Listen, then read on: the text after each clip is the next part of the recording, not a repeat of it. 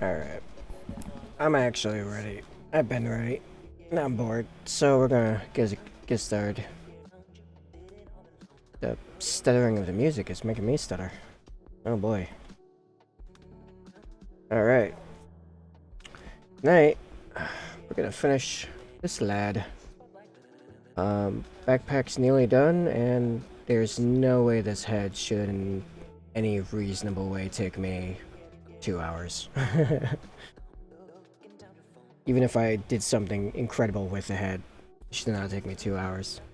So, yeah, we're gonna do the, metal highlights here, which is just basically in here, edges of this, edges of the little nub on the side, and then all the little bolts, which there's like, I don't know, not that many.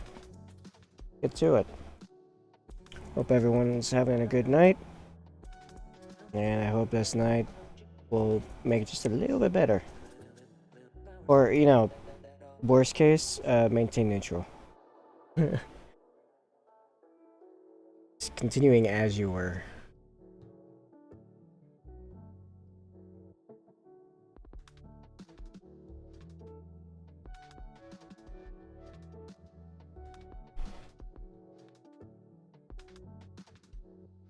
See, I figured this finishing the backpack from earlier would take maybe like 10 minutes, if that.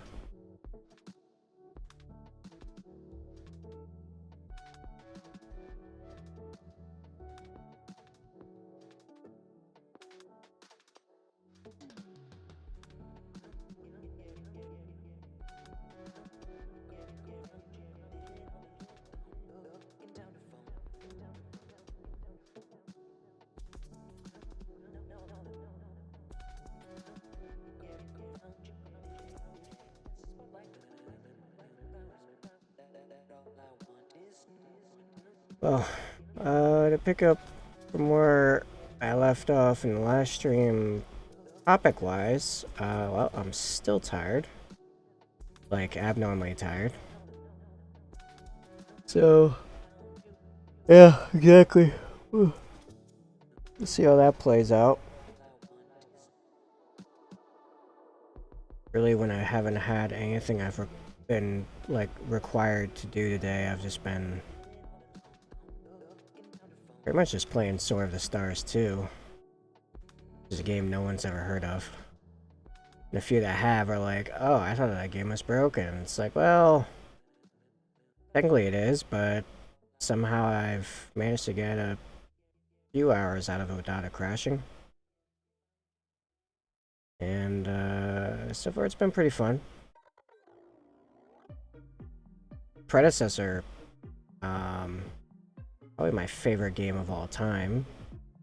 Even though, critically speaking, it should not be anywhere close to that ranking. Just, I don't know, hits all the right buttons.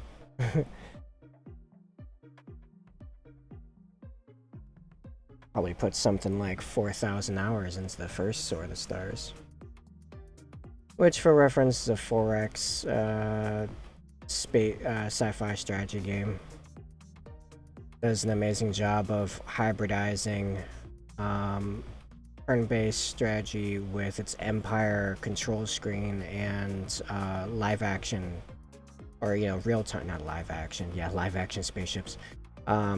Real-time strategy for the combat, which is in like a pseudo 3D space with actual weapon impacts and stuff. Like all the weapon fire you see is like real in the sense that it shoots from where it's supposed to. It shoots from a turret and it flies out, and if it hits something, then it hits something. It's like, you know, all actual projectiles.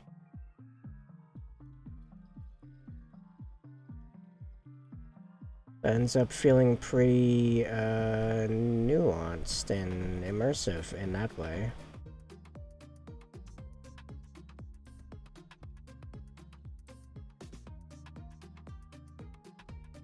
It's the most any game has gotten me with the, oh, one more turn.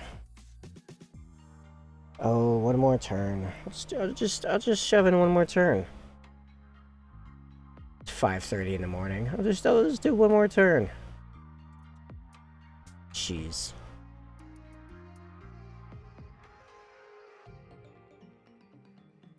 The amount of time I've sunk into the first Sword of Stars, probably have learned how to fluently play an instrument or a language.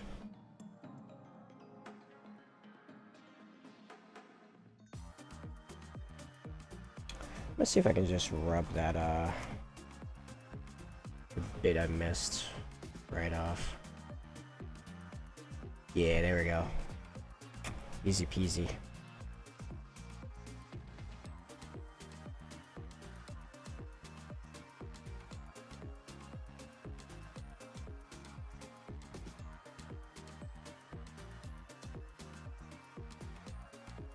You know what I really appreciate about these Gravis packs? They don't have that a little nook in there that you're kind of expected to put some color in. I just realized there's another spot where I messed up a bit. I'm spinning her a little longer. Oh wow, actually I did get it off. Sweet. Cool. Alright, back to dots. First I'll redo this dot.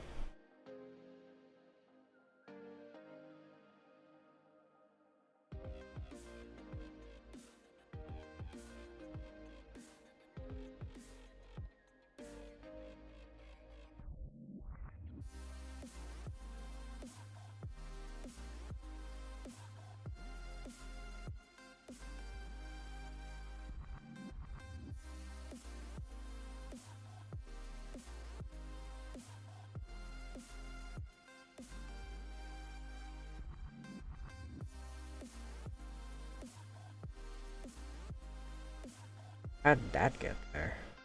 Oh, in any case.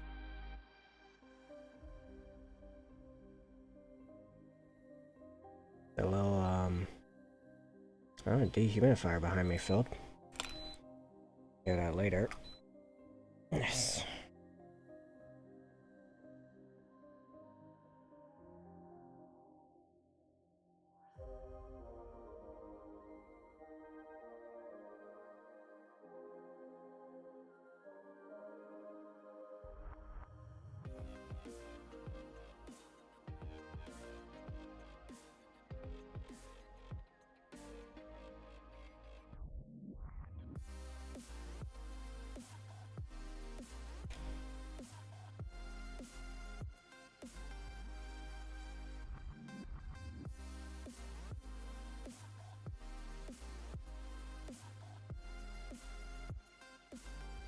It's a very fine balance between enough paint to go on the thing you want and not too much paint that it decides to fly off the brush, go everywhere.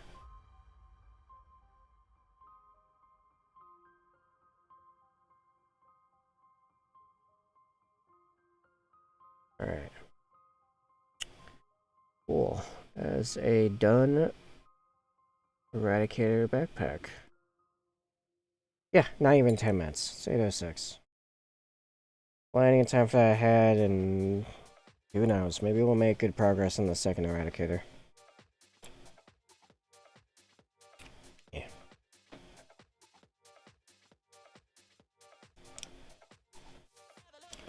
Yeah, this thing should fit so snugly that I don't think I even need glue, really.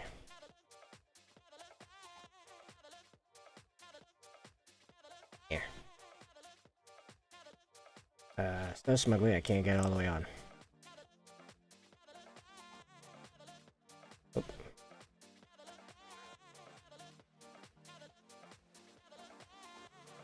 Unless these actually are slightly different.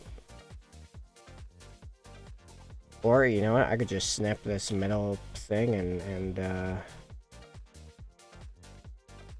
okay, I wasn't the guy coming off the, base. That was the base coming off the cork. Or I could cheat.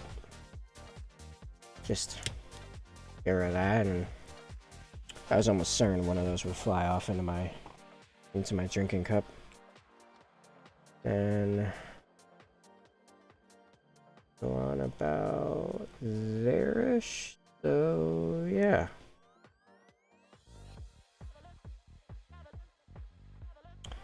Now we are using glue.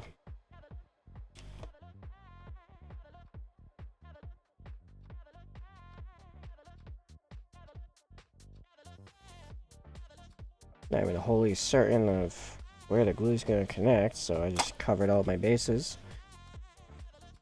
I made like a actual diamond.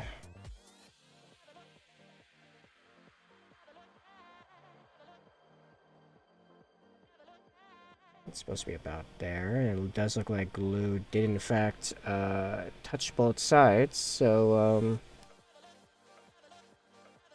yeah, we'll just let that dry. Alright. Sweet deal. Head. Which I forgot to glue onto a nail. So now I gotta wait for that. Yay!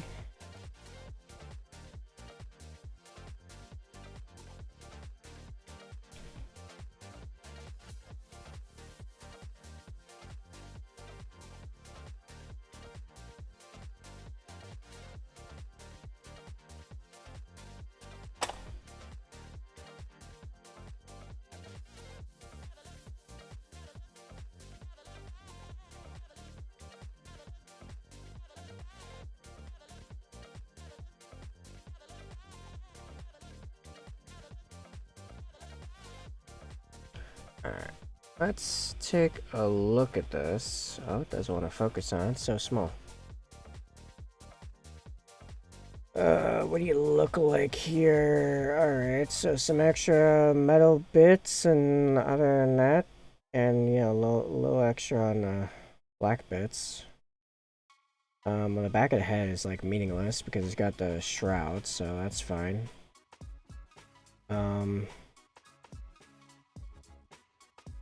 Yeah.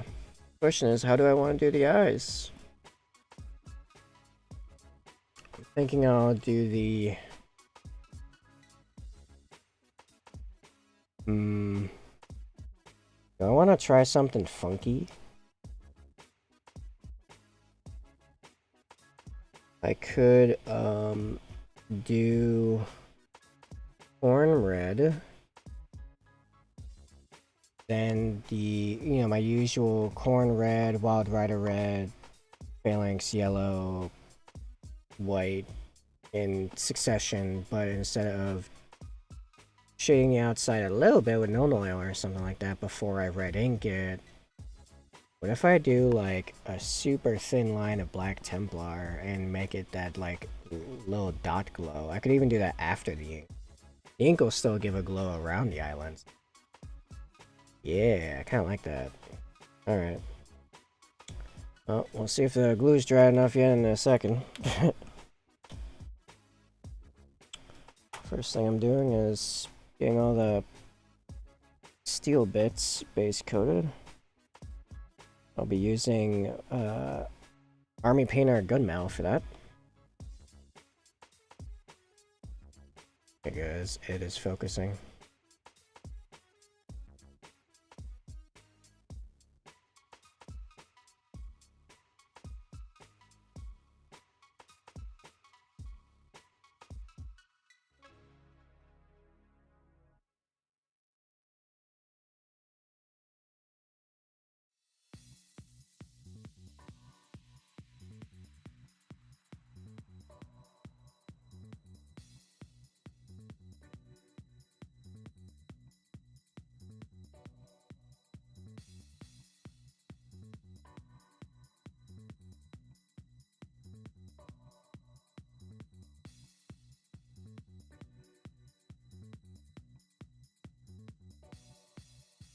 I know I said the back was meaningless.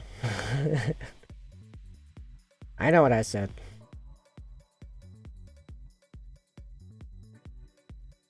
It's perfectionist meets completionist.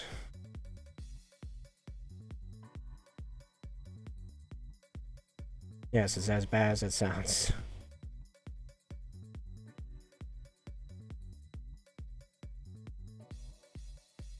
Both love and hate open world games because, dear God, the amount of time sink I put in those things when I get interested in one of them.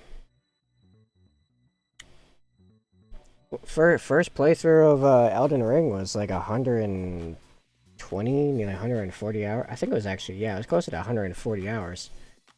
Because man, I wanted to look around and find like everything. Of course, I still failed at that, and I'm aware of that, and that's okay. That happened.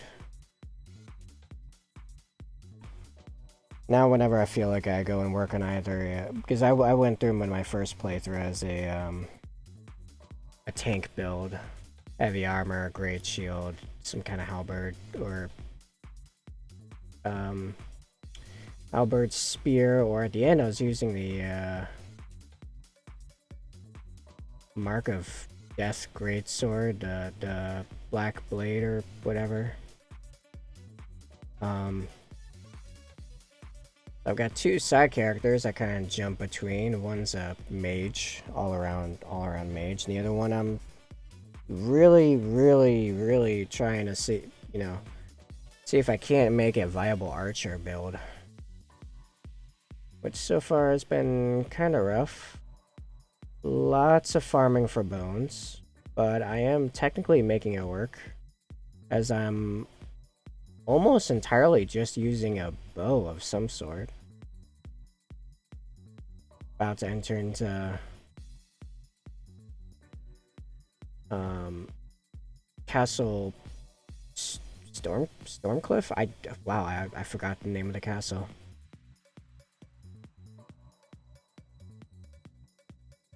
Anyway.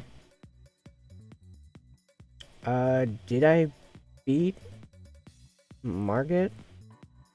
I think I did. Yeah, I did. I'm just past that, like I'm outside the wall.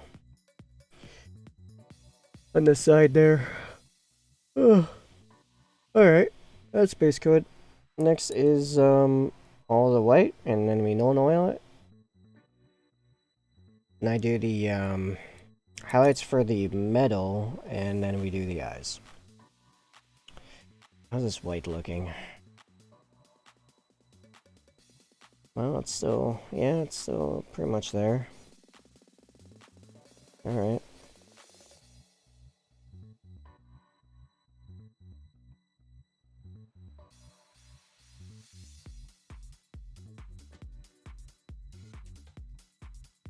Oh, okay, I got a nice,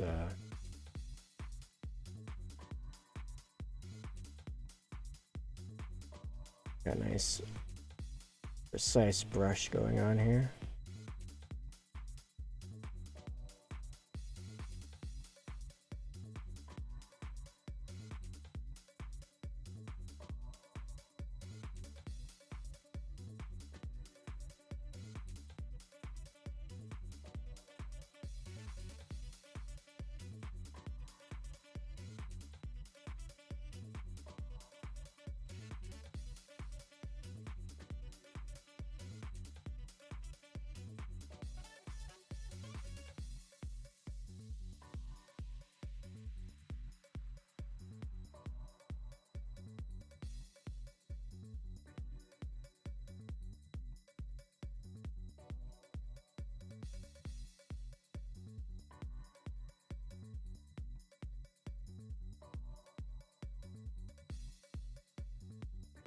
Immediately smear white all over the top crest. That's how you do it correctly. Trust me, I know what I'm doing.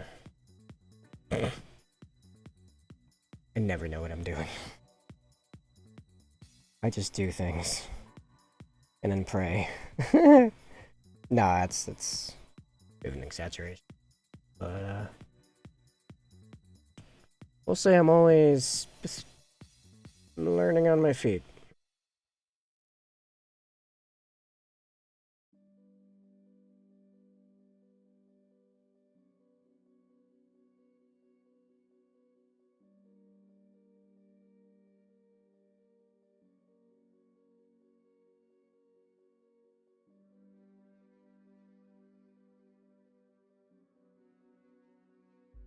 Really hard to get this weight on a precise point so you can do little things like these.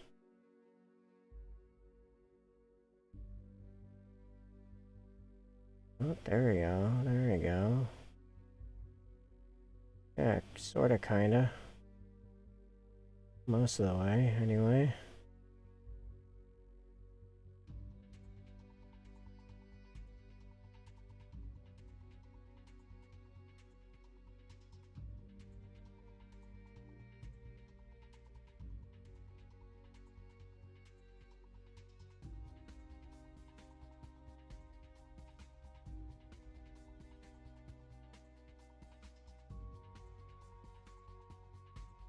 That not really a bridge.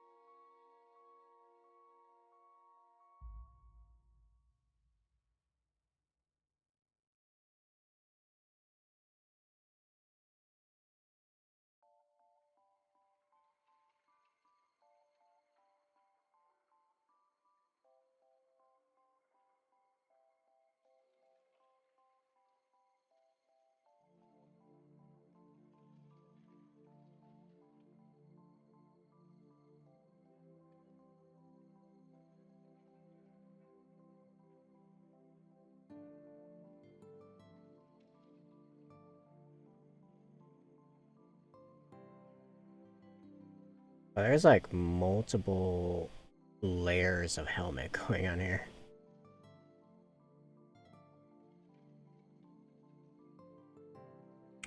And they really reinforce the back of the head, considering that there's also a cowl coming from the back of the suit as well. They really don't want Gravis getting shot in the back of the head.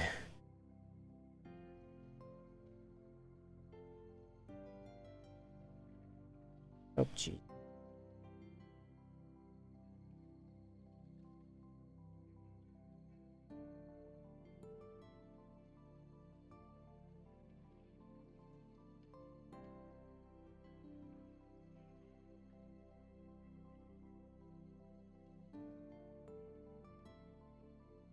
Yeah, you'll see in a second what I mean. Like, there's just layers upon layers of armor going on.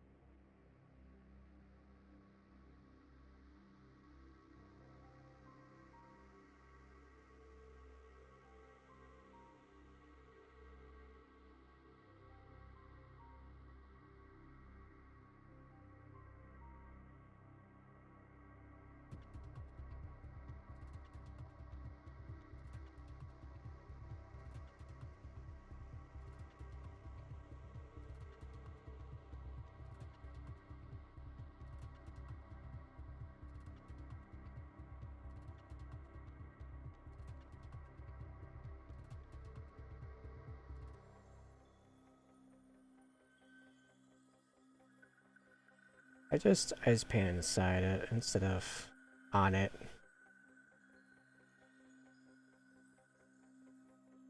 That's okay. I can fix that. All right. So you got 1 layer, 2 layer, 3 layer, 4 layer, then the power pack. Like, you really don't want him shot in the back of the head, I guess. Anything but the back of the head. Like, you need to get shot in the face.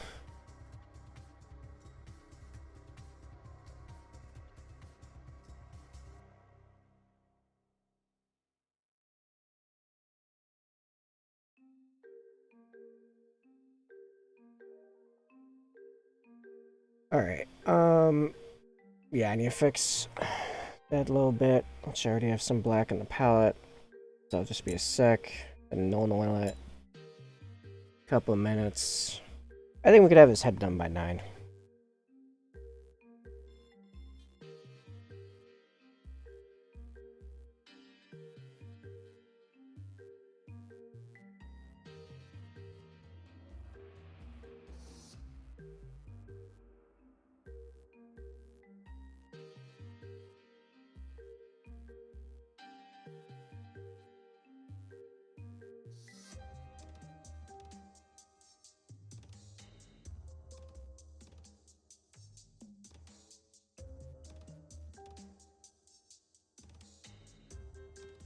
Alright.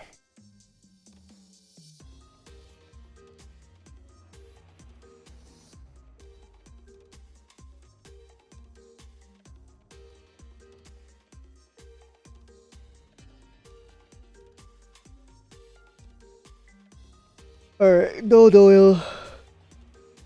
Let's go. Gonna mute for a minute while I do this.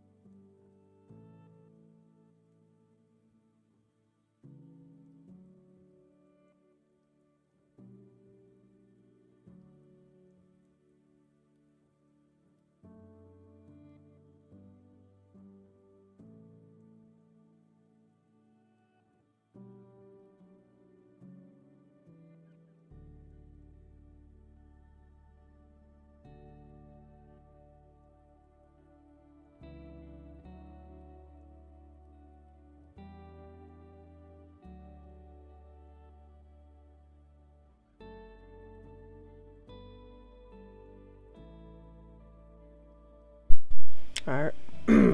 Alright.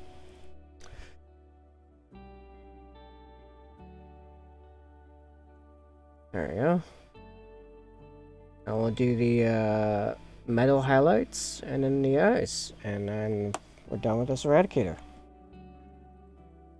Sweet.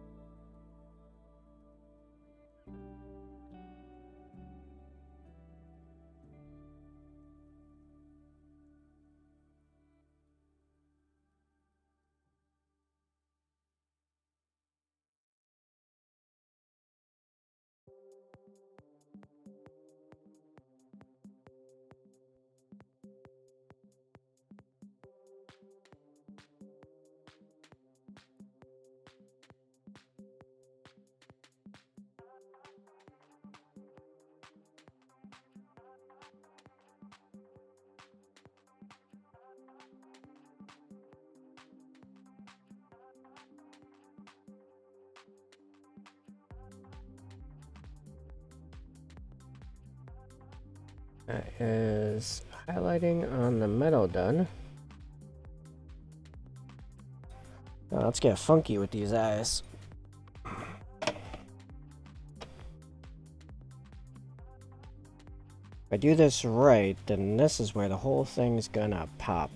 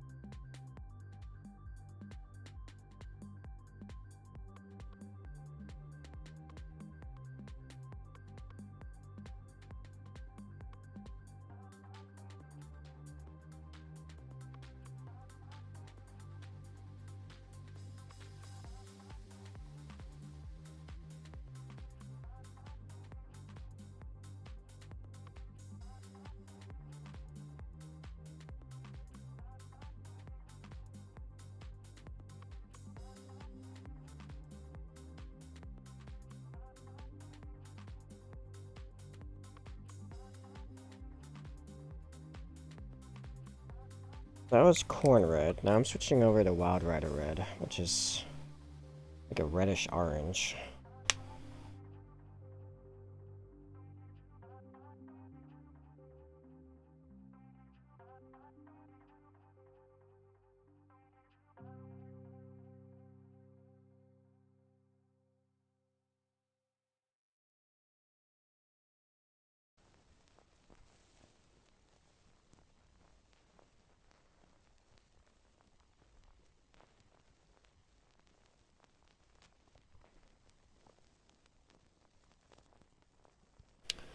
Kind of just putting it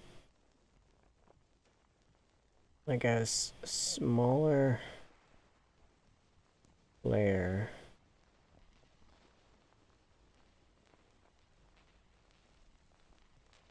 Is this like static or battlefield ASMR? Like underwater dome? I don't know. Anyway, moving on.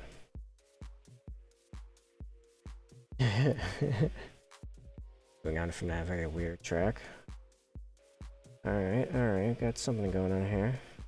You know what I'm gonna do? I'm gonna change the focus on this so it actually can... Great, there we go. Alright. Next is Phalanx Yellow. It used to be Flash gets yellow, then I got Phalanx Yellow and it's brighter. So, I like it more.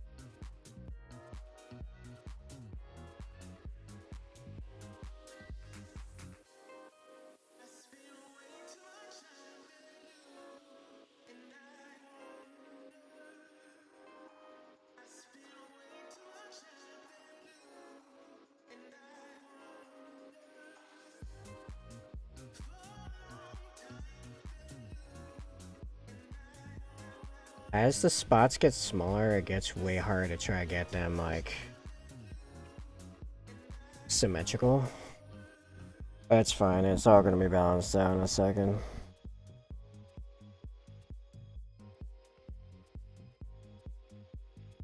This is the white, which I need a very fine dot.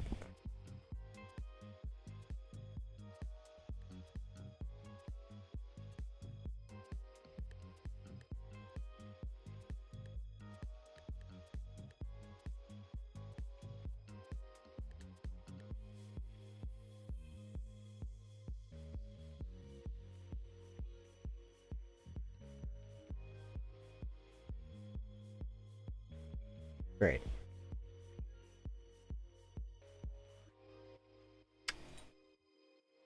Yeah, lenses. Guess what, Justin? Just in time for the finishing of your nightmare. Whoop, I dropped my cap. I am now no cap. Okay. I got it. Recovered. Now I have red ink all over my hand, but I have it.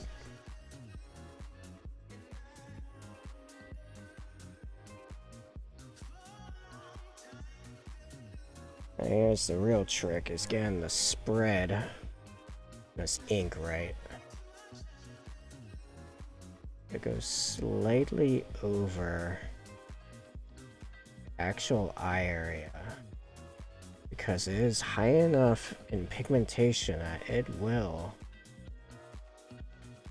color shift the black slightly. Because it's black, it will be faint, but noticeable.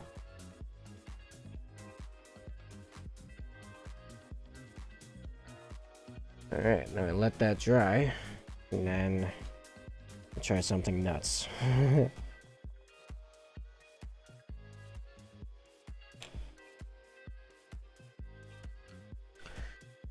And then this guy will be done.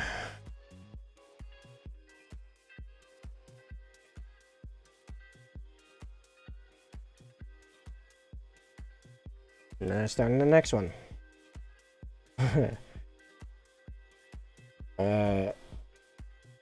Fortunately, these should be done this week. You're not afraid of them? Not afraid of eradicators? What about eradicators that show up behind you, whispering, "Nothing personnel"?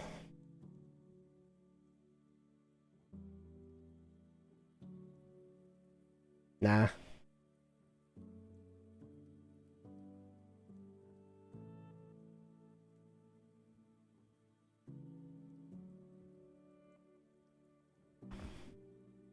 What, even if I give them heavy melter rifles, we're doing a minimum 5 damage apiece in a half range, and they're shooting twice, so you're looking at 6 shots, hitting on 4s. Might be hitting on 3s if it's a giant character.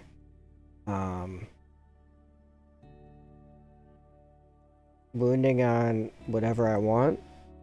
And then AP a ton.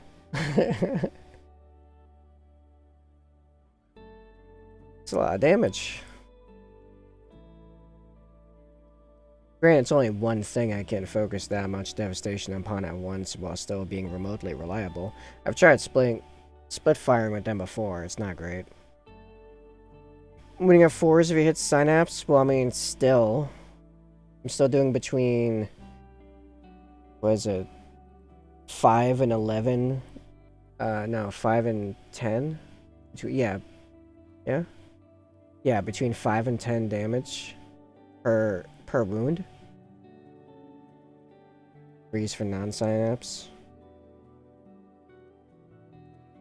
This is at -4, right? You're determining for -4. And I mean, hey, if I'm shooting on turn 1, it's -5 with the heavies. Or I could go standard rifles and it's -5 for 2 turns. Is this fully dry? Yeah, basically. Wound. Oh, yeah, sorry. You're correct. And I was mentioning earlier, I'm like super exhausted. I've barely done anything today besides stream. Kind of feel like I'm dying from just exhaustion for no apparent reason. Should I keep them like this or should I do the crazy thing? I don't know if that's glowing hot enough for the thing I want to do. I mean, I'll try it, screw. It's not even lack of sleep. It's just, I don't know. My body's not liking something. Wonder if it's because I started eating the potato patties again with breakfast.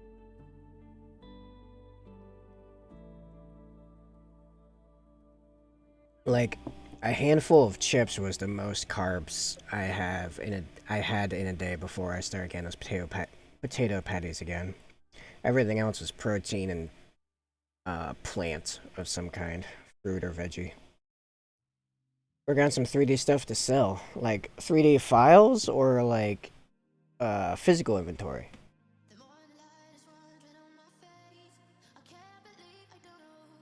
Prints. Okay.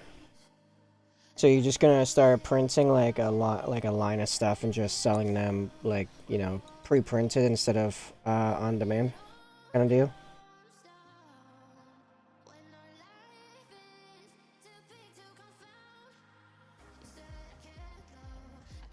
Try it out. Oh, yeah, that's fair.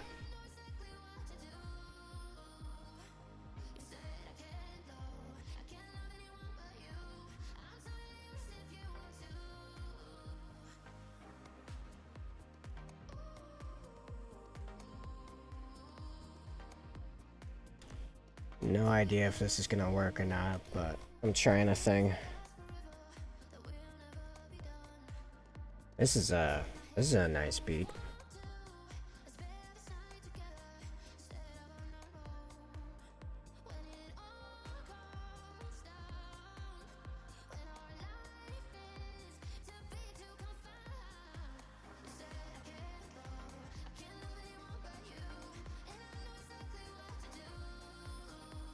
Clean your paint cup.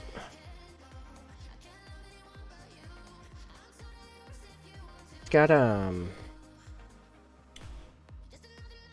try more for a second, and maybe I'll do a second pass of the ink. Yeah, get painting, Justin. Stop slacking. You better be either selling Warhammer or painting Warhammer. Figure it out. One or the other.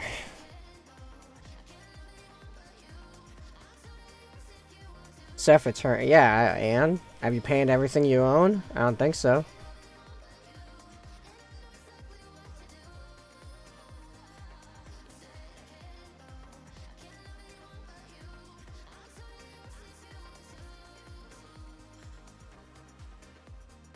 It's not as visceral as I was hoping, but maybe if I pop another pass of the red ink. Working on it. Well, yeah, exactly. Get to work. Oh, jeez, I got...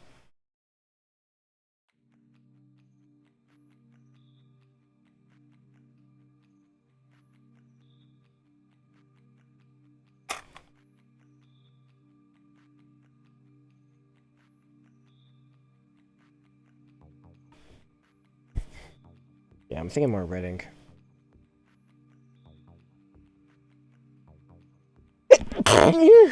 Mm. Mm.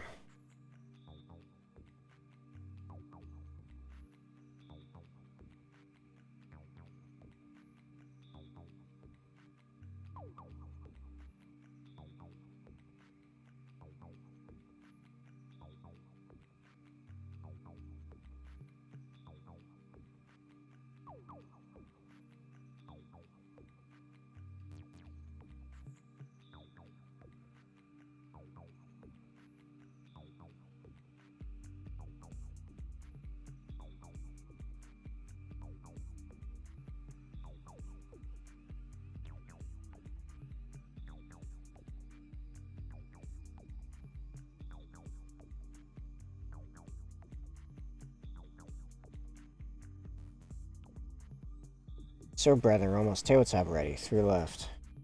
Nice.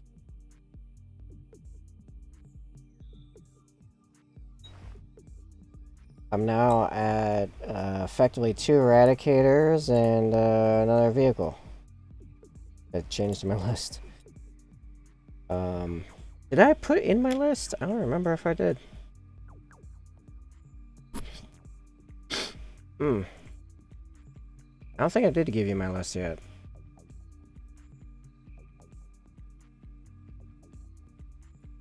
Probably do that after the stream.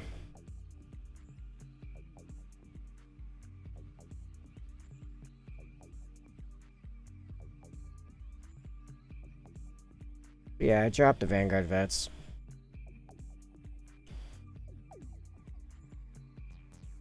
I did send you the list? Oh. Well then.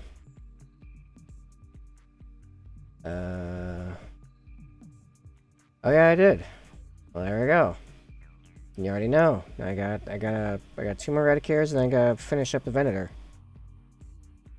The Venator is like half painted from like way back in the day, like years ago.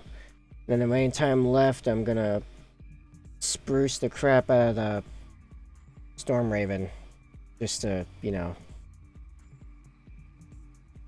push the envelope below. Alright, so that's a bit more like it. I'm gonna pull back because that's a little too far on the red.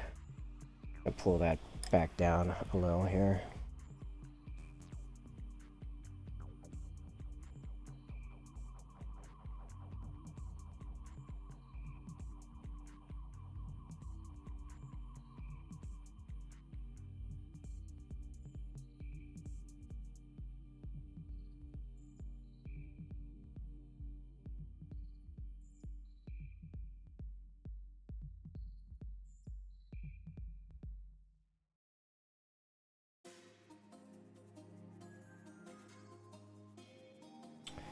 Yep, no Van Vets, just a whole lot of guns. A lot of very big guns.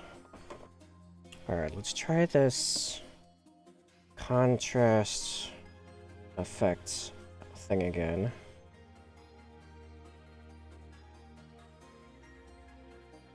Going forward, I'll just not do two passes of the ink. Nope, brush is being weird. Brush is being weird. Stop it. No! No!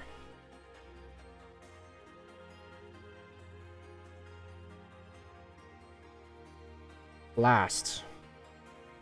Where's a stiff brush?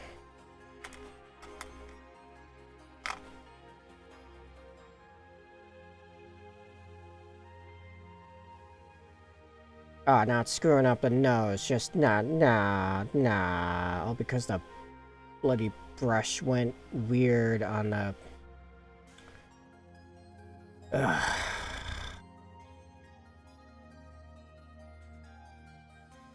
This is the problem with some of these, yeah, you guys can't even see what I'm talking about here. Problem with some of these techniques is that they're very hard to clean. Very, very hard to clean. You effectively just have to start over and do a whole bunch of crap over again to do it right. Alright. How am I fixing this here? Well, start with the white, and then I could try just spot no-nulling it. It won't look exactly the same as... Where's my focus right?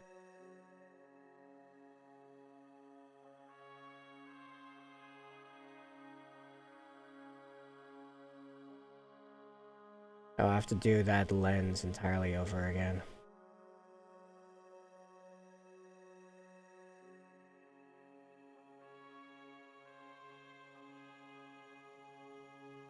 And if I'm doing the lens over again, I suppose I may as well just do the no-null through the airbrush and get the effect right on it.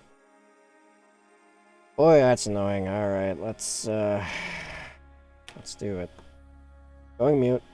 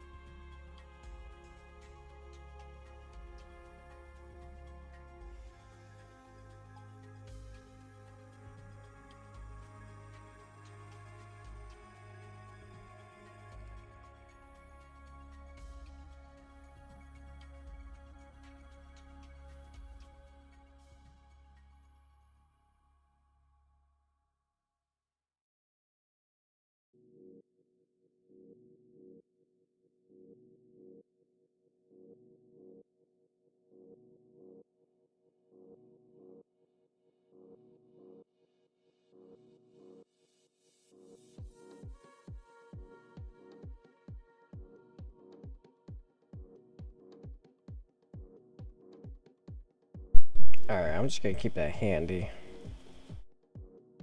Right, here's the other problem. If I do too many passes of that same area, I have to redo the area because it gets too dark. It's a very advanced technique to get this super matte black look going on. Yeah, I gotta like redo the eye basically.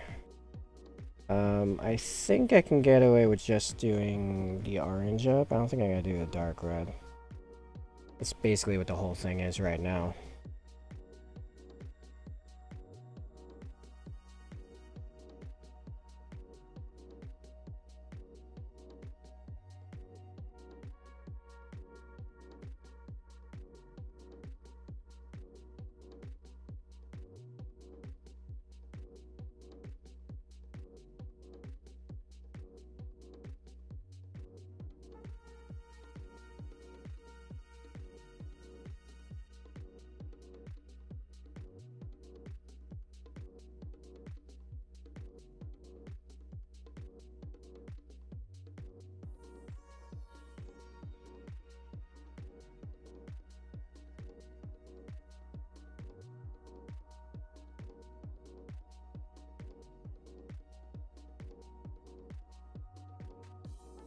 Good enough.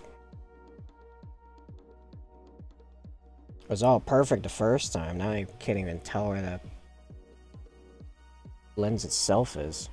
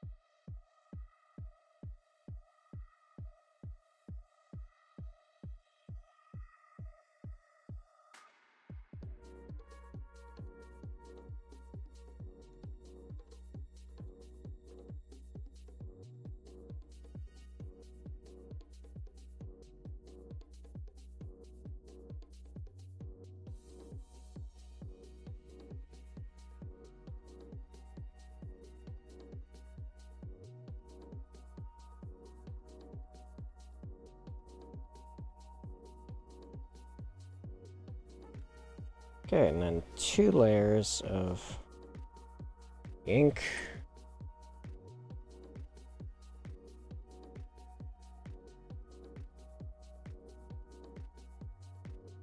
Somehow that went way further than with the larger brush. Question mark. Brush is really sucking at. Maybe I'll grab my other size 0 because this thing's really not going my way. The conclusion is that must be the older one.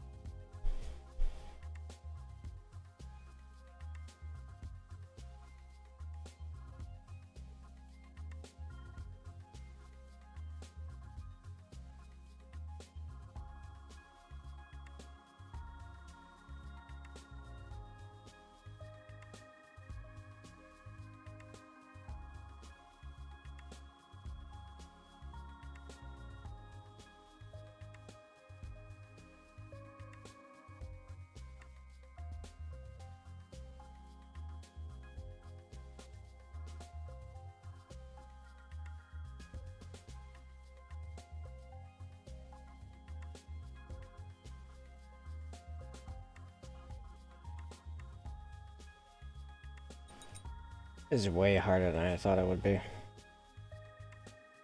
Not gonna lie. Pretty rough.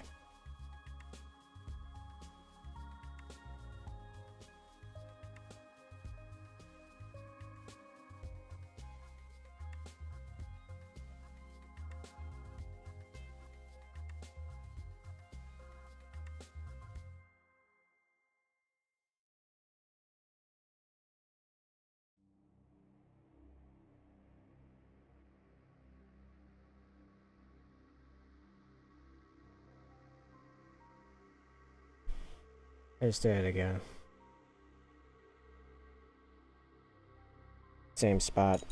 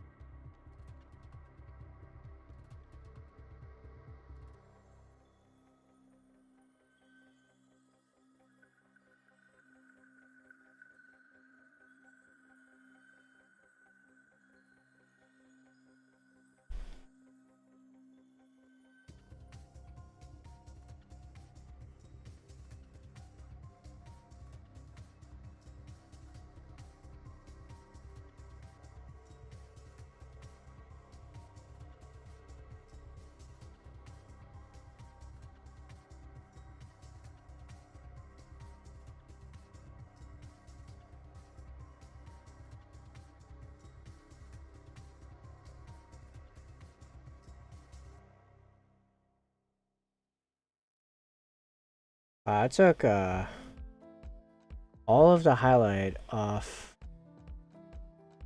the right side of his nose.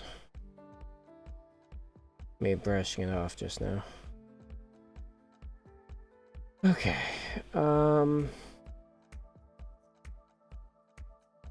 Does not want to focus in the way it'll actually let you see anything.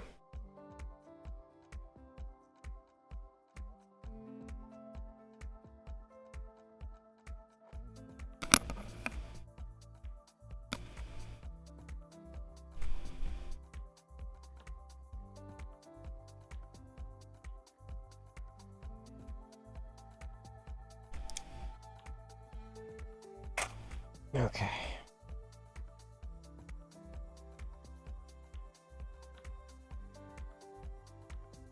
I'm gonna just re-highlight it. And I'm just going to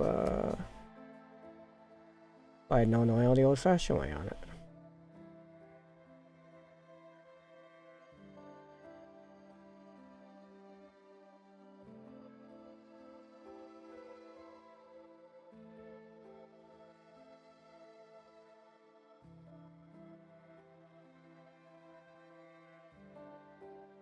Where's I get the white everywhere? Why is this head like destroying me right now?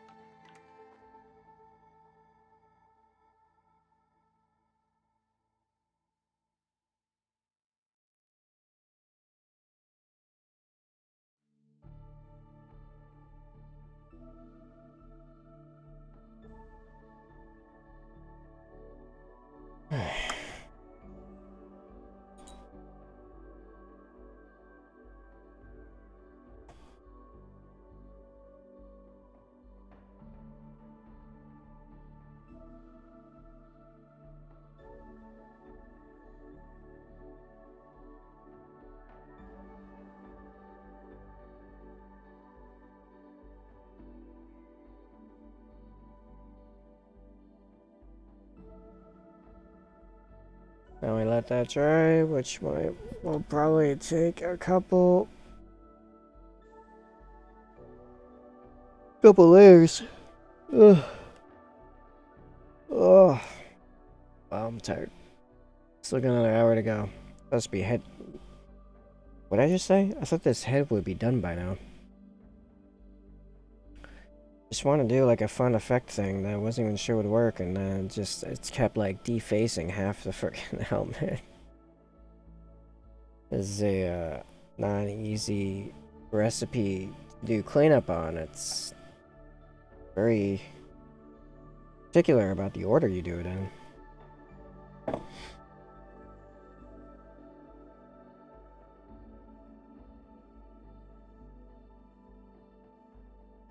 Yeah, it's gonna take a while. I guess while we're waiting for all that to happen, move on to the other one, the next one. No oil out. This is a size 1. That's what I'm gonna be primarily using. What do we got?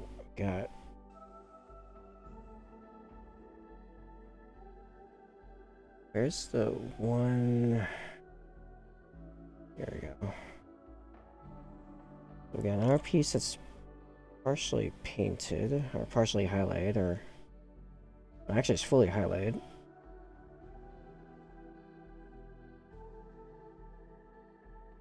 Alright, looks like this one will be the next one. Let's get this back on the cork. Oh! Ah, kill me.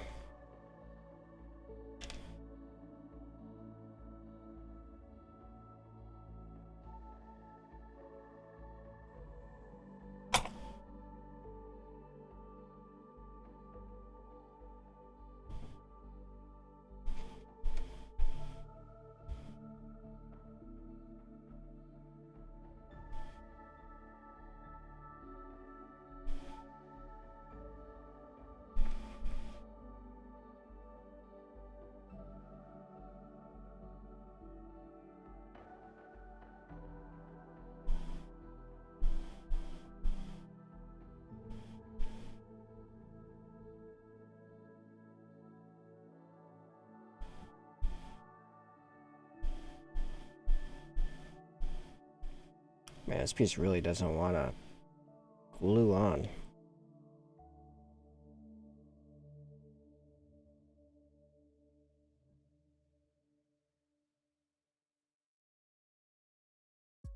And so I'll pull back to modeling cam while I'm at it. Guys, it's gonna take a sec.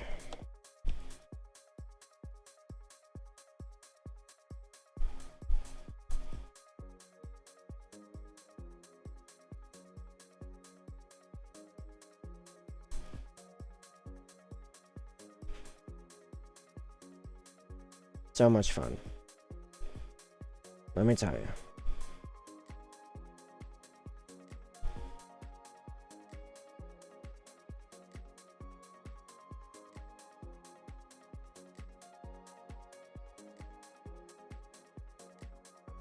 Oh.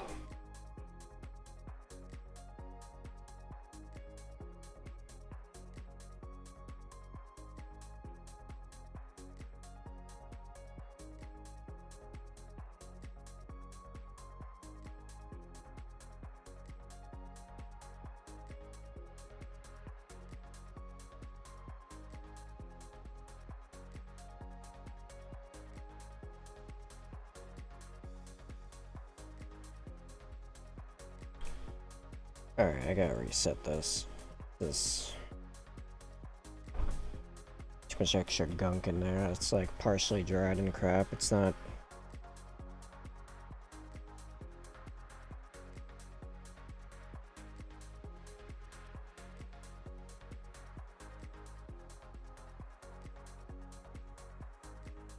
Hey, Tone. I am alive. I don't feel like I'm alive. I'm alive. How's it going with you?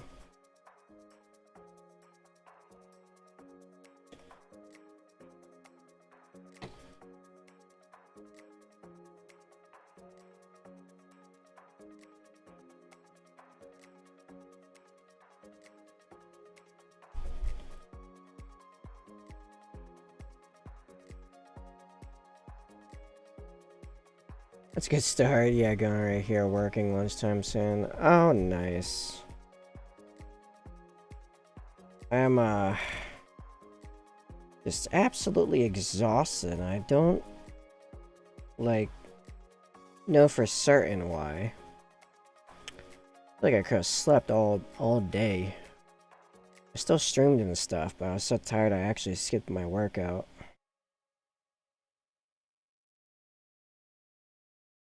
Like, I think, yeah, I did like the absolute minimum productivity required of today, including the streams.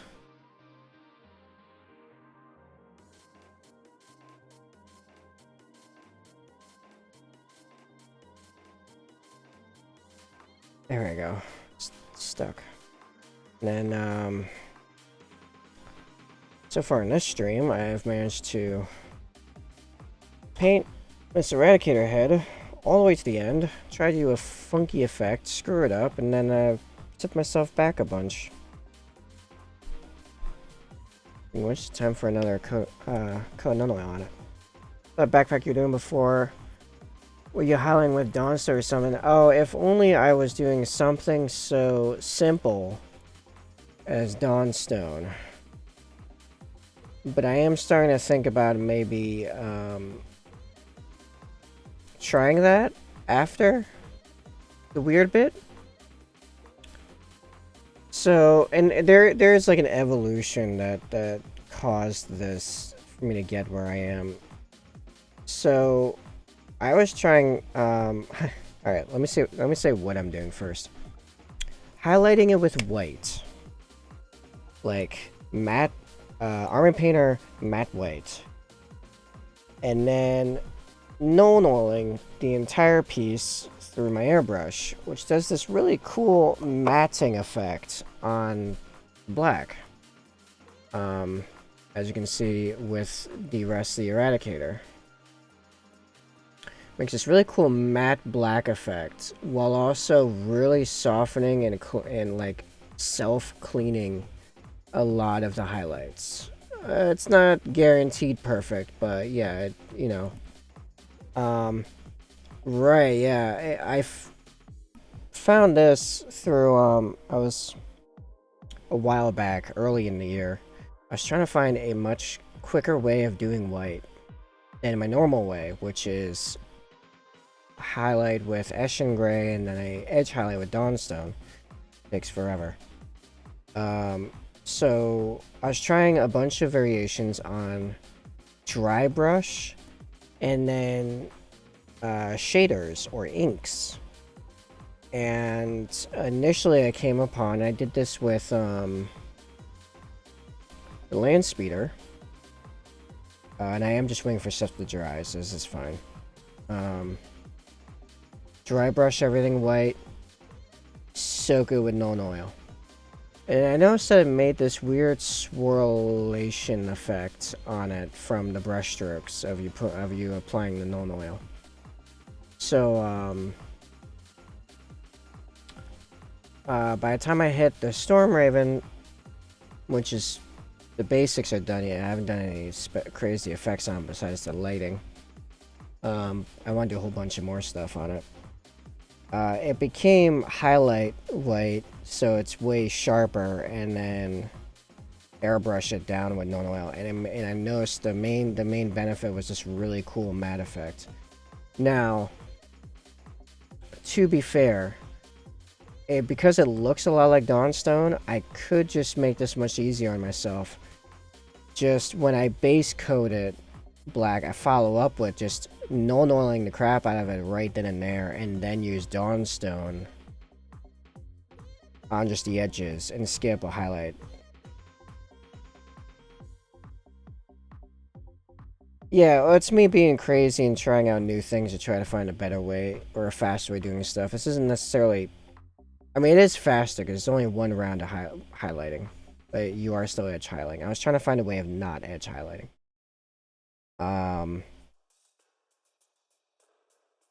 But what sucks is the cleanup, because no matter how you clean it up, it doesn't look quite right. So then the black's not matte, or it's white again. So you really have to be quick on the draw of grabbing another brush with some water and rubbing out any mistakes. That's kind of what was happening with this head here, which was... I was screwing up the eye effect. I'm gonna have to do a bunch of it over again, I think. We'll auto-adjust here.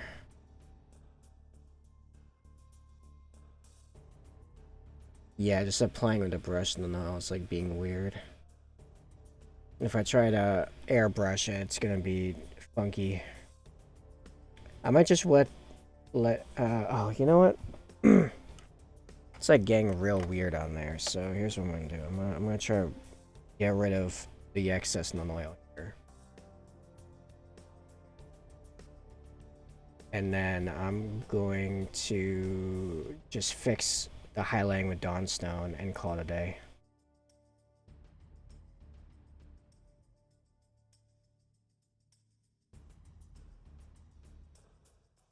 Because yeah, it does just look like Dawnstone. And I'm wondering in the future, which I'll probably... I don't know what I'll test this on. Maybe on Sakarn. If I just mat it all first, then Dawnstone it, and then the cleanup will be a lot easier. I think. Just... It'll still be annoying, but I think it'll be somewhat easier. I don't know. Ugh. When you try and do weird stuff, man, you don't know what you're doing.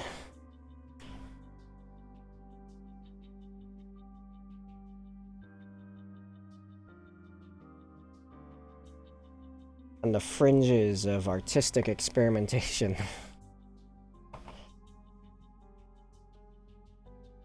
Am I making it cool? Yes, at least that. Am I making it more difficult on myself instead of easier? Probably.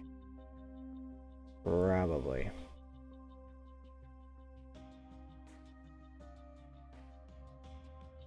Like right now, for some reason. Up this to 30. It's like...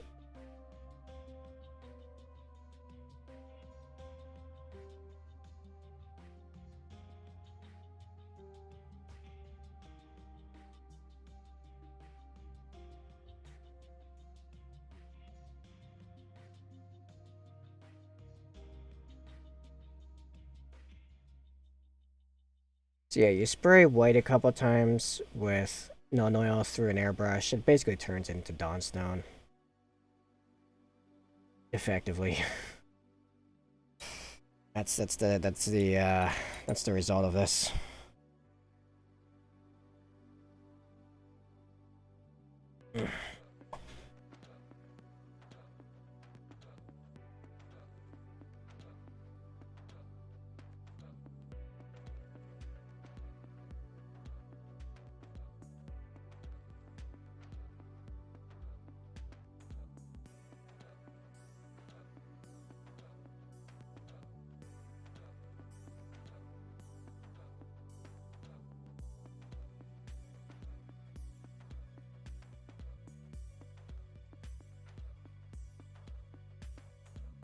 Alright.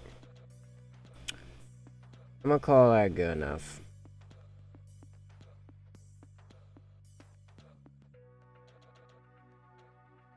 I like it to be more vibrant and glowy, but I'm not really sure how to obtain it right now.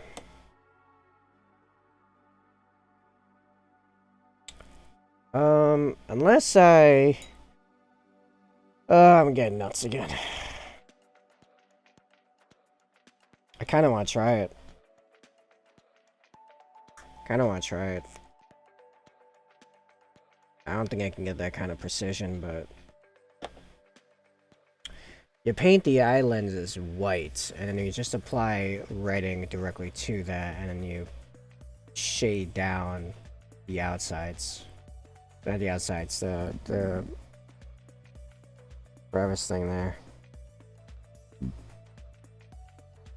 No. I was gonna call it. Its head's done.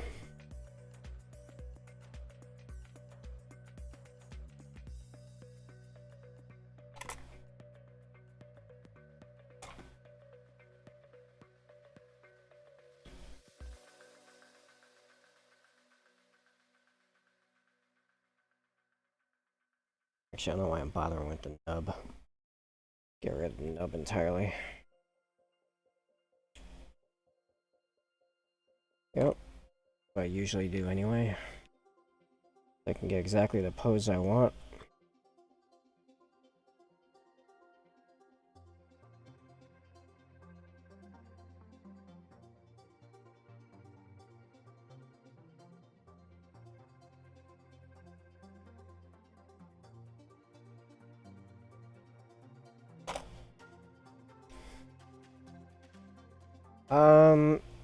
Well, to be fair, it's normally a little easier because normally my lights are a little brighter, but if I have the lights at the level I normally paint at, they wash out the camera.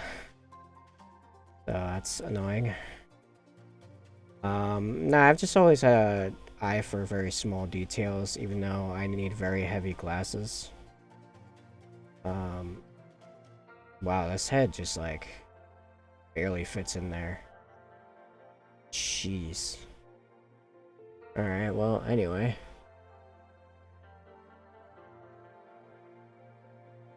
That's a finished Eradicator there. He is one chunky boy. Yeah, it still doesn't look quite right to me, but whatever.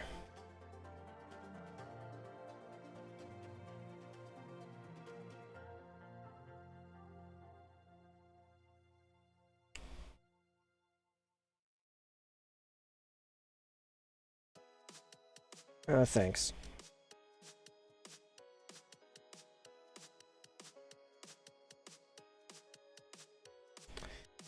Here's a test. I have one. Hold on. I'm too tired for the English language. Okay, let me first scan to get the rest of this 3M off the bottom of the base. Alright, put this guy aside. Alright. So for the next guy, it's Black Templar away. I have these two halves. Right? They do go together, it's just that it works getting away. Alright, I have these two halves. I'm thinking, test it out. I non-oil them both right now with the airbrush like I was before. And then I highlight this one with Dawnstone. Put them together, see if you can notice. What I think we'll do. Do an experiment now. For that, I have to mute because we're using the airbrush. I'll be back on the mic in just a moment.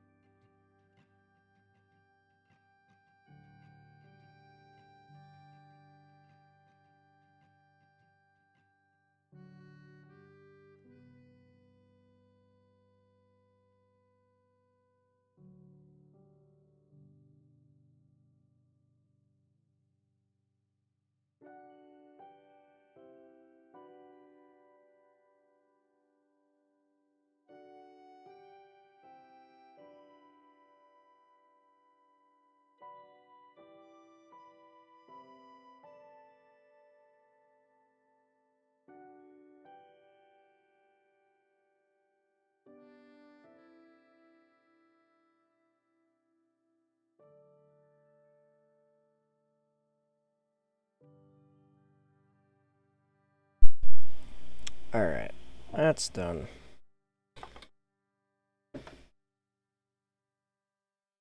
Yeah.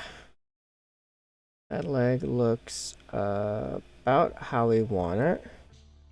Actually a little bit darker on my end. The light's a little on the right side right now. So, imagine the white bits being a little bit more gray. A little bit darker. Yeah, I'm not gonna turn the light down. That will basically harm me right now.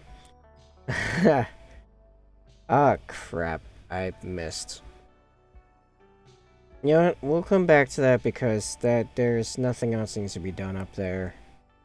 There's other stuff later that will need to be sprayed down. So, whatever. Alright, so we're talking about highlighting this one with Dawnstone. See how it compares to the other one. Let's do it. Another 35 minutes, and then I'm gonna go put my head sideways and let my brain leak out my ear. I don't know why I feel like this. This is intense.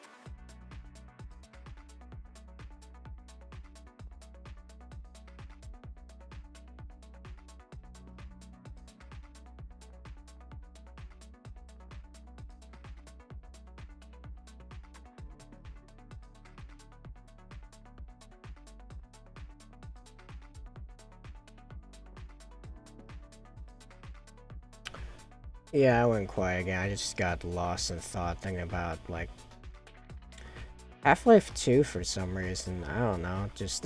where my brain suddenly jumped to. That series from way back in the day that still is going. Last I knew... Why is there a big nubbin on this dude's leg that did not chop off before I... Did I... It's happened on one of the other ones too. Did I just screw up the wing process like really badly? Like what happened with these guys? I gotta paint that back over. I can't remember the name of it for the life of me. I'm really trying to remember the name of it, but it was this guy went through Half-Life 1 and now Half-Life 2. Voicing the inner monologue of of the protagonist there, Freeman. Freeman's Mind. That's it. I got stuck on the name Gary because, you know, Gary's mod. I'm like, it's not it. I think after the stream, I'm gonna look up if that dude's releasing new episodes. I've seen, like, all of that guy's content. I've been following that guy for, like, a decade now.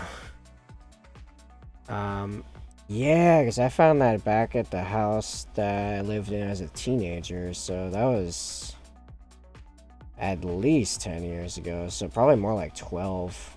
I think he was originally on machinima.com, so maybe longer than that. That guy might have been making this series for like 14 years. Basically like Red versus Blue, almost. Almost. Not quite that long, but really close.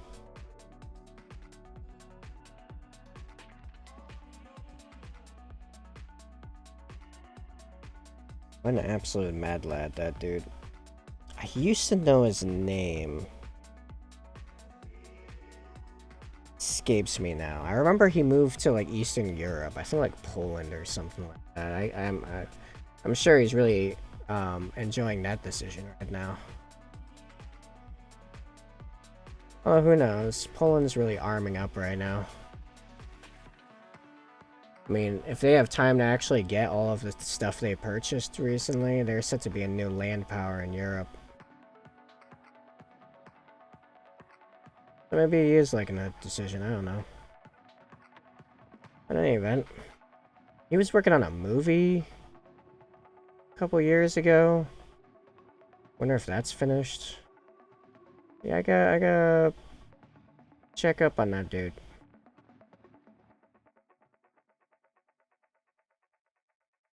What was his name? I don't know. Anyway. I'm gonna assume Tone went off to lunch. Which is good. He should eat. Or she. I mean, I'm assuming a guy, but, you know, it could be a she.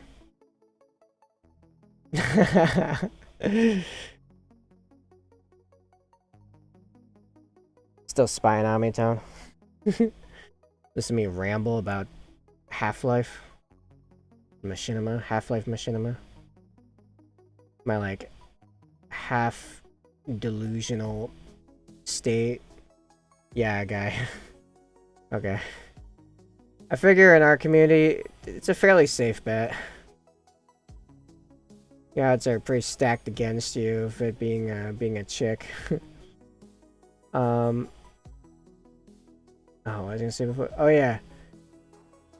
Whatever's got me so tired, like I ended my afternoon stream and I swear I was cross-eyed, like from focusing so hard on trying to see what I'm doing and still talk. Everything was going blurry.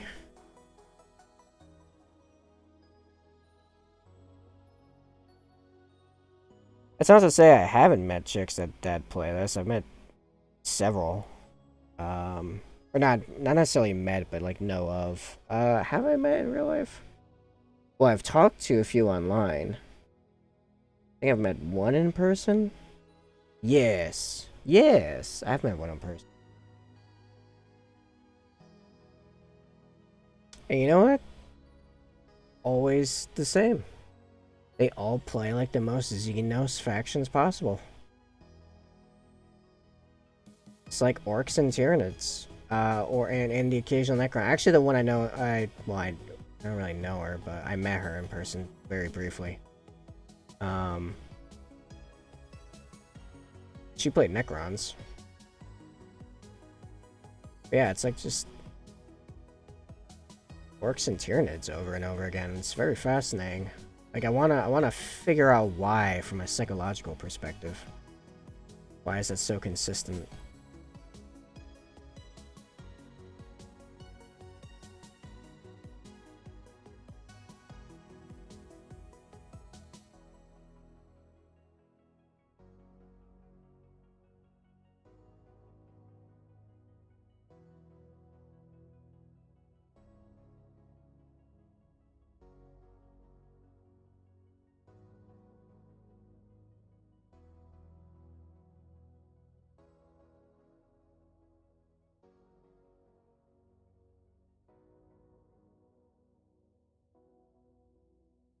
Oh, that is super wet. What's going on here?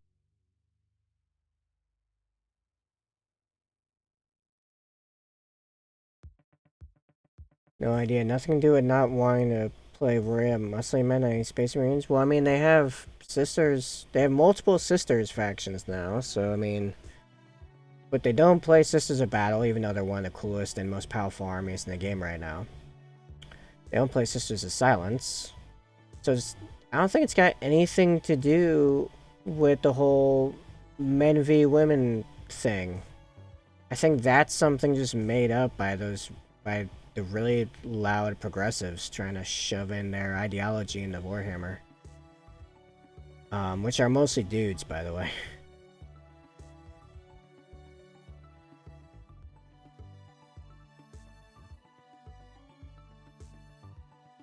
Like, I actually have talked with numerous women on this subject. Orcs aren't really male or female, really. No, they're technically, yeah, the wokey woke. Yes, exactly. Guess what? I am neither woke nor awake. I am somewhere in between. Okay, so orcs, orcs, yeah, they are technically genderless, because they're mushroom. They just present with highly masculine everything because they do utilize a lot of testosterone. But as their race does not reproduce sexually, it's all through spores. They don't have genders. It's just orc. They're just a subspecies of orc, and that's it. Which makes sense. I mean, as far as bipedal species go, the male has always been the one to dominate the physical aspect of things. So if they're using testosterone as their chemical, then they will look more male. That does add up.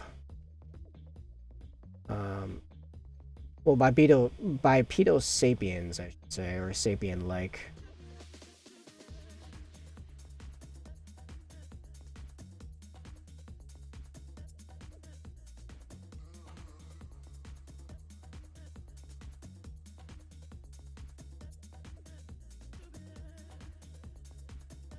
And the same thing with Tyranids. There's no genders with Tyranids. I mean, we have, like, the Northern Queen, but that's kind of our title for her. I don't know if they actually present it as looking anything like a female that we would understand it as.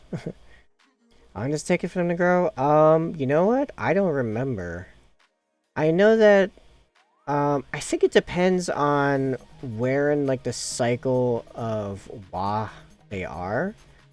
Like, I think if they're mid-combat, like, tons of stuff going on, like they're in a campaign, right? They're in a WoW. I think it's fairly quick, to replenish numbers. By fairly quick, I'm thinking couple weeks, couple months. I think and I think that's because everything with the orcs gets more extreme the more of them there are, and the more of them that are giving off the WoW field.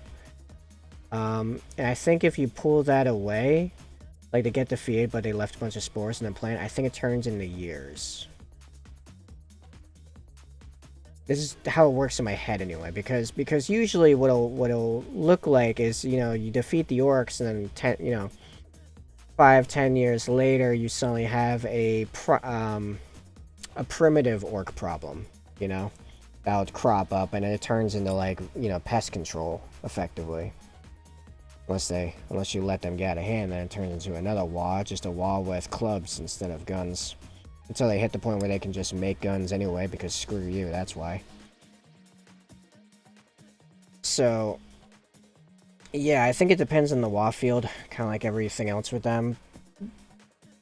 But I've not heard of it ever taking longer than, like, a couple years, under any circumstances, to fully mature. By fully mature, I mean, like, take on their, like, standard shape. Because obviously orcs never, orc boys anyway, never stop growing in size. Never understood how they can be a formidable force. Their tech sucks, right? How did they not just get bombed to oblivion? Okay, well, a few things. The tech is actually the best in the game. It's the best in Warhammer. The caveat is that by best, it means like it has the capability of being the best, because their tech never stops advancing and never stops becoming more reliable and more capable of doing stuff. It's just, again, it all comes back to how many orcs there are in a given area. So, and that goes also with orc strength, orc reproduction speed, orc intelligence, all of the different weird odd boys, all their special dudes capabilities, they all go up with the number of orcs.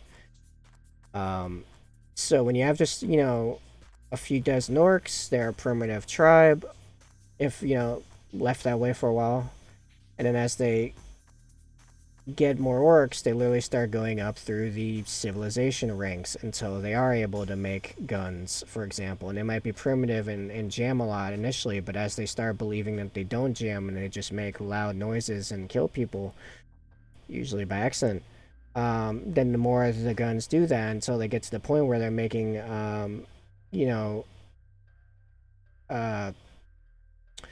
shoulder-mounted Gatling guns that never run out of ammo because they don't believe, like they don't think about reloading, so they don't need to reload, and the actual giant box magazines behind them where the ammo is, quote unquote, is just a box full of, just random bullets that's not even connected to the barrels or, stupid crap like that.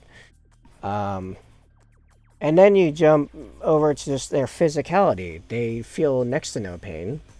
They always want to fight. They're hardwired to want to fight. They must fight.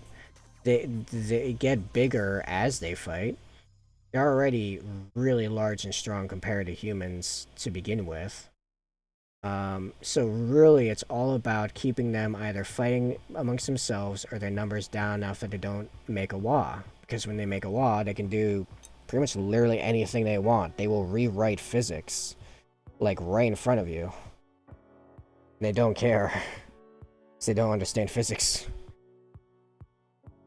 Yeah, that's the wah field. That's why I keep referencing. Every single orc is what's the word? They're like low-level psychic, but not in an active way. They're like they're all passive psychers, and it's so their psychic stuff is specifically to them. It doesn't come from the warp, right? So demons don't affect them. Anything to do with demons are not part of the equation. Or the warp, or any of that. It's very specifically orcs. So every single one of these passive psychers, and they do have active psychers. Those are the weird boys. Every single passive psyker adds a little bit of energy to a collective wah field. That's for that general area, that same group of orcs, effectively. And eventually it gets so powerful it does begin to rewrite physics. Red stuff does go faster. Yellow stuff does explode larger. Blue gets lucky. They can make guns that don't actually function under normal physics, but man, will they kill a lot of people. Just guardsman after Space Marine. Yeah, read extra about orcs being on a ship in the warp with no Geller field, and I'm loving the fight against demons. Yeah, yep. The only time demons get involved is when, they actually go into the warp, and then they just get into another scrap, and all they want are scraps, so demons end up being pretty good targets. Because demons don't care either, they just run into you. Well, some do, but most of them don't. I mean, so much so, you have Tuska Demon Slayer, or Demon Killer. It's Tuska Demon Killer, who's now like an orc warlord of Khorne that just fights for Khorne's amusement inside Khorne's like Chaos Realm. Because he just loves fighting demons so much, and Khorne was like, this is hilarious. And that is literally the story. Tuska Demon Slayer, like, one day decided, I'm gonna go into the Eye of Terror, which really confused the crap out of the Imperium when he just flew by Cadia without attacking. They're like, okay, I guess they're going off to fight demons. Sure. Oh yeah, that's what happened. He found a demon world and started beating the crap out of demons, and he would have figured out that the world was a demon and started beating the crap out of the world. And at one point, he beat a greater demon of Khorne by stabbing in the nuts with his spiked helmet, which Khorne absolutely loved that. And so he eventually started resurrecting Tuska Demon Slayer and all his orcs every time that they would die, so they would keep fighting. And I guess in the process, Tuska Demon Slayer or Demon Killer kept getting bigger as well, until Tuska made his way to Khorne's, like, one of Khorne's, like, main strongholds. I don't know if it was his main stronghold, but like one of them anyway. And he was just like fighting, like, greater demon after greater demon, just going absolute ham on him. And Khorne's like, this is amazing entertainment. Why did I not think of this sooner? So yeah, there's now just an immortal orc, and potentially some of his crew. I'm not certain on that, but at least Tuska anyway. Is now effectively immortal inside the warp, just fighting demons for eternity. And everyone is happy about the situation. Basically, it's the one person in 40k that found the happy ending they were looking for. Like, Tuska Demon Killer is the true winner of 40k. Second place being Lorgar.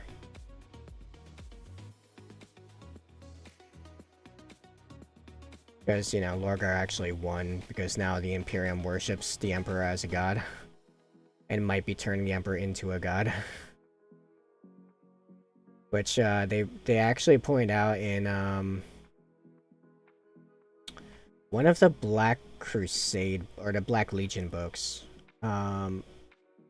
There's even a point where, like, the Black Legion found out about it, and this Emperor's children, like, duelist, just, like, fell to the floor laughing. He was, like, just stuck on the ground for, like, 2 solid minutes laughing. Yeah, he's a demon prince. He's a demon prince of Chaos Undivided.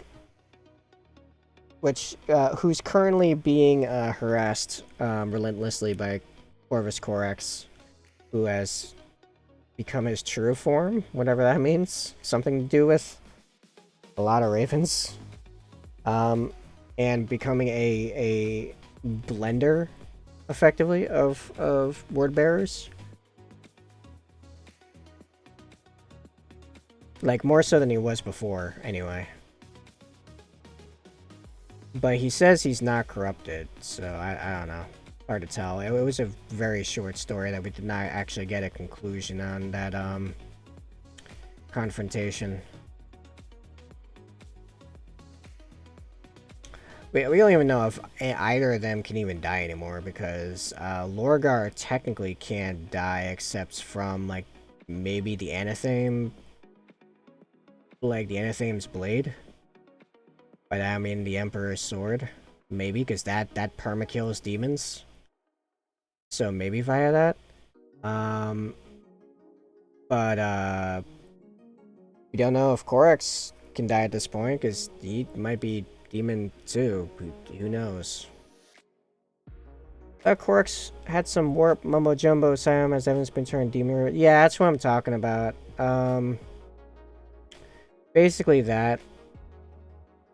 It's very nebulous, and also, like, part of that discussion was two of them talking about how all of the Primarchs were made out of some level of warp stuff.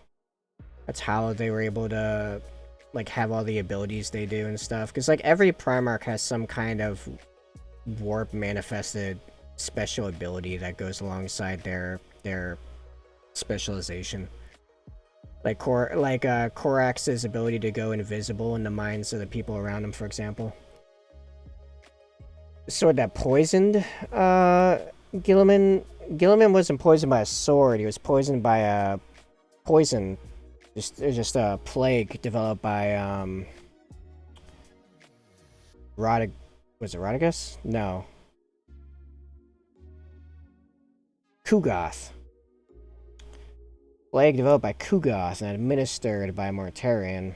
If you're thinking poison sword, that's more like the Anathame blade that poisoned Horus. And also Vulcan. Well, a shard. I think it was a shard of the Anathame that poisoned Vulcan. Something like that. Definitely got Horus. But I think that's the thing that broke Vulcan's regen. Supposedly. Which is why, in theory, he hasn't come back from the War of the Beasts. You know, I think he got the regen ability back after that whole shenanigans with John Grammaticus. I don't know. There's a lot of details, man. Almost like 65 books worth of details. Yeah. Vulcan's perpetual. Kind of like the Emperor.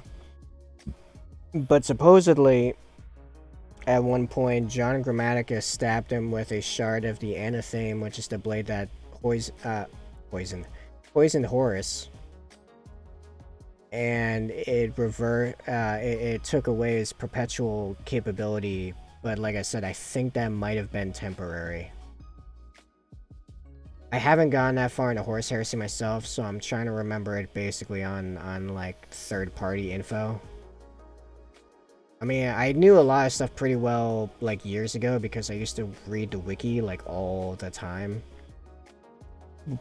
Which is basically just all the relevant footnotes and stuff. But it's been a long time since that, so I don't fully remember. I remember the Imperium Secundus was a whole thing, and man, was Gilliman confused by all the shenanigans with Sanguinius and the Lion in regard to Night Haunter. Was it Gilliman that was confused, or Sanguinius? I don't remember.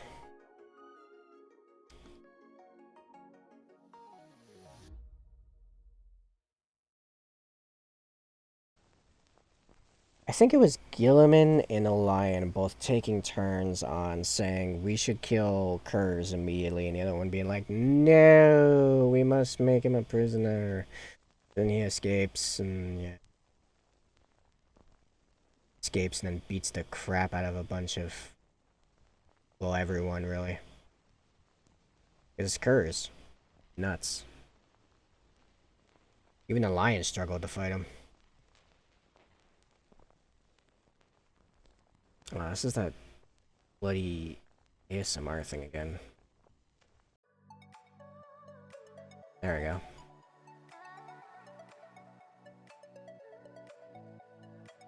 So, there's a chance that Vulcan is just waiting on his respawn timer from the War and the Beasts conclusion, or he might actually be fully dead. We're not really sure.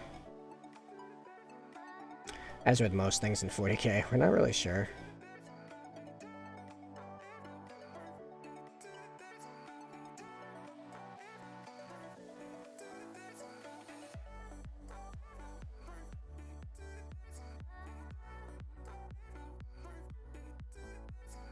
Doesn't the Lion beat him because such good swordsman counter its foresight skill, the future seeing ability? I think that's the only reason the Lion isn't dead, because here's the thing. If you actually are harnessing properly, seeing the future, it doesn't matter how good the swordsman is. You're gonna know what he's gonna do. It's just plain as that.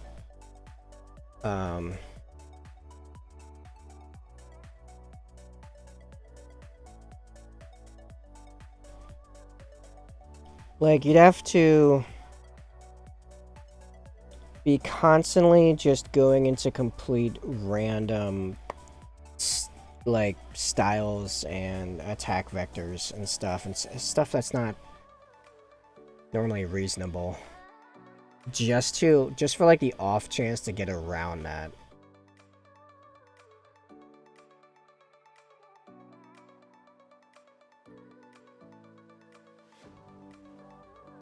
What I don't get is why the seeing the future thing wouldn't immediately like they show it as being a very defensive thing, and I'm like, where's the offense? Like, shouldn't it be, oh, I see he's gonna raise his sword here, I'm just gonna stab underneath that and just gut him.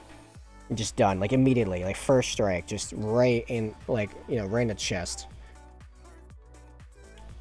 Changing attack just before it was about to strike. Yeah, something like that. And again, like, I don't know why it's only a defensive ability. It should be it should be an even better offensive ability. If you know where your opponent is, you can completely circumvent him. It's like one of the fundamental principles of the Raven Guard. Know where the enemy is, and then go around him and hit him where it hurts.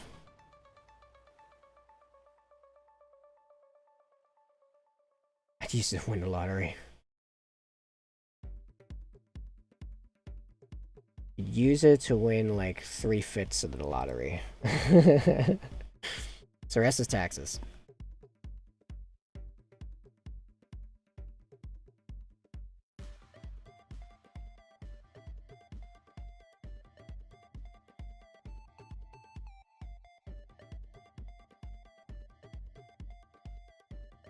What would you do if you won the lottery? What's your next step?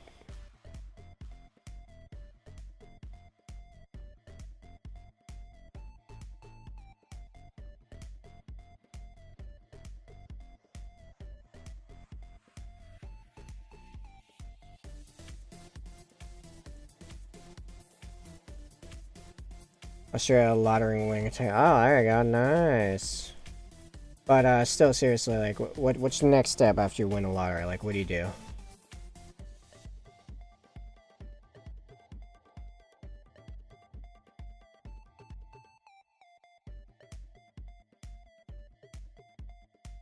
Well, we need huge wins because most of it ends up in taxes.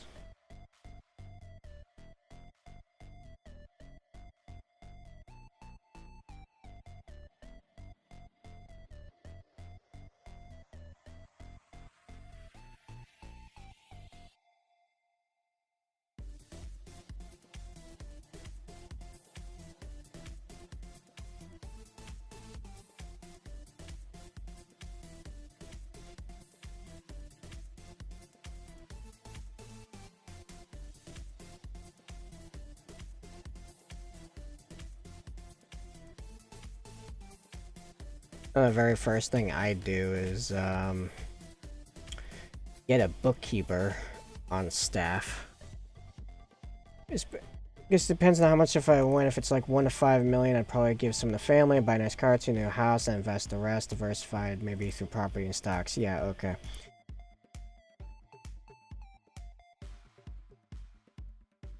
Right.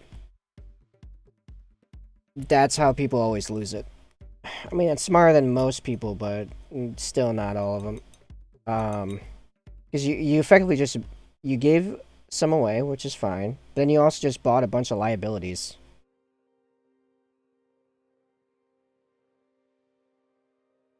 Houses and cars, unless you're renting out the house. The house you live in is a liability, cars are liabilities. They're gonna cause money to go out of your account.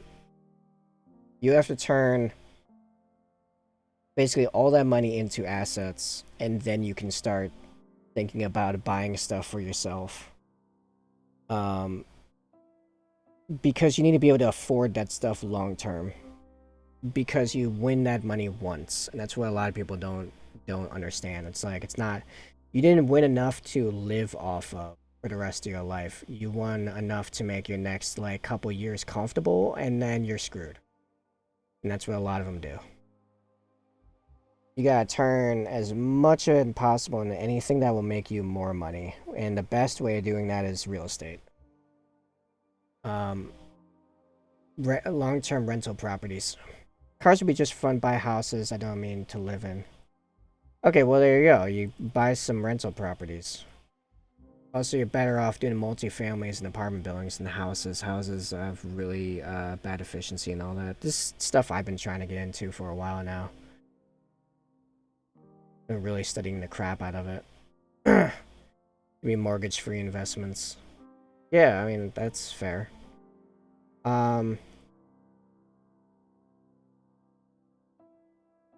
May want to sit and math it out a bit, though, because there's a potential that you'd actually make more money by spreading that money out across multiple properties that are more heavily financed but have more cash flow than getting one, maybe two mortgage-free ones. Currently in process of building a couple of duplexes through our family trust. Oh, that's fair.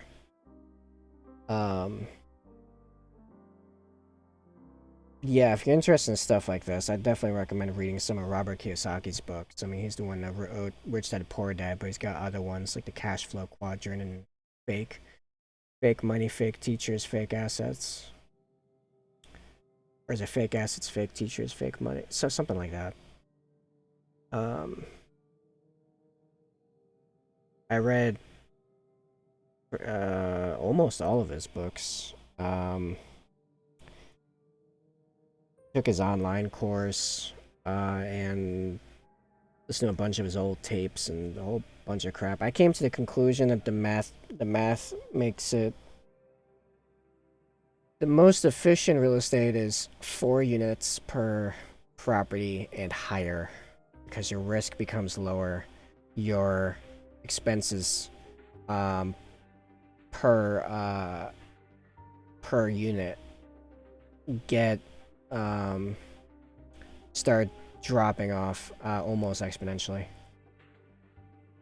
Trust to make some money via event. Yeah. Sell. Okay. So sell, take the profit. Don't distribute the profits to members of trust. There's no capital gains tax. Use it to reinvest. So there's no gain recognized. Trust makes money via rent.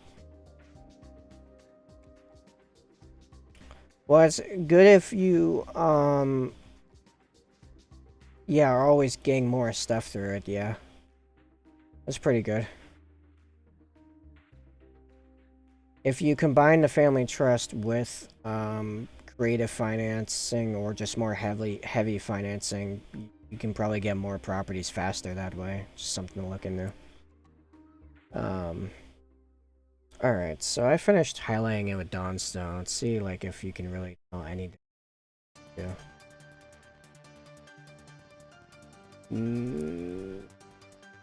Not super.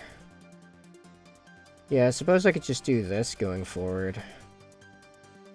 So I can just, if stuff gets brushed off, I can just reapply with Dawnstone. Yeah. So I non-oil it first and then Dawnstone it. We're back at segment lunchtime. Read the Dawnstone look pretty similar. One your left hand looks darker, maybe. Yeah, well that's simple enough to fix, just more of them. I'm actually gonna be signing out here. It is now 10 o'clock. Scheduled stream is over. I am absolutely exhausted. I'm ready to go do something that is less doing something. It's good talking though, man, if you're still there.